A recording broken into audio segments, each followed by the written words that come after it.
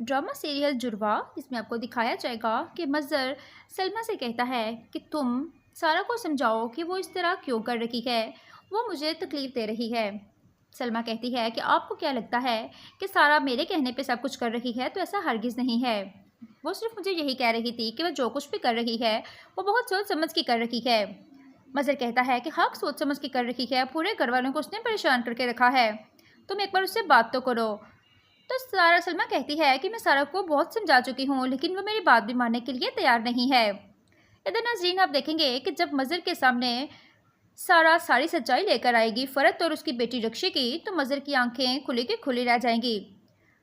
جب زارا اپنے باپ مظہر کو بتاتی ہے کہ بابا ہم دو بہنیں زارا اور سارہ تھیں، میں سارہ نہیں بلکہ زارا ہوں، اور میری دوسری بہن سارہ جو کہ میری ماں کے پاس رہ رہی ہے، اور میری ماں شازیہ بھی زندہ ہے۔ یہ سن کر مظہر کی تو پاؤں تلے زمین ہی نکل جاتی ہے، اور وہ کہتا ہے کہ مجھے تو فرت نے یہی کہا تھا کہ تمہاری ماں اور تمہاری دوسری بہن اسی دن فوت ہو گئے تھے۔ زارا کہتی ہے کہ نہیں بابا، میری ماما بھی زندہ ہے اور میری دوسری بہن سارہ ہے، میں زارا ہوں۔ یہ سن کر فرت سوچتی ہے کہ میں بھی کہوں کہ یہ زارا کوئی اور لڑکی ہو سکتی ہے، سارہ تو اس طرح بالکل بھی نہیں تھی، وہ تو بہت ڈری رہتی تھی ہم سب لوگوں سے۔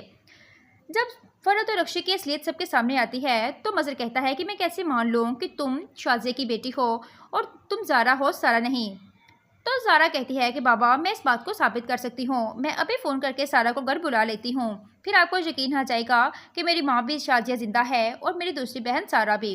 جب سارہ گھر آتی ہے تو سب دیکھ کر حیران رہ جاتے ہیں، تو مظہر فرت کے منہ پہ زوردار تھپڑ مار دیتا ہے اور اسے کہتا ہے کہ تم نے میرا گھر برباد کر دیا، تم کہتی تھی کہ شازیہ بھاگ گئی ہے اور یہ سب کچھ تمہارا کیا دھرا تھا۔